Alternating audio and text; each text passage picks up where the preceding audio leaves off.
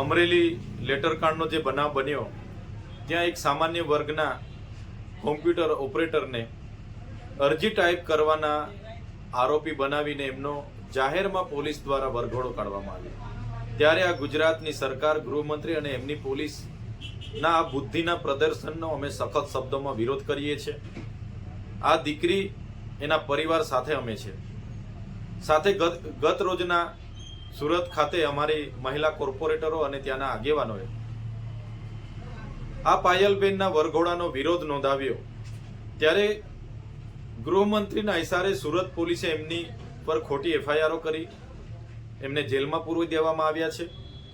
મહિલાઓ સુરક્ષિત નથી, બાળકીઓ સુરક્ષિત નથી અને આવી દીકરી જે કોમ્પ્યુટર ઓપરેટર હતી એનો વરઘોડો કાઢીને આ નમાલી સરકાર, નમાલા ગૃહમંત્રી શું સાબિત કરવા માંગે છે?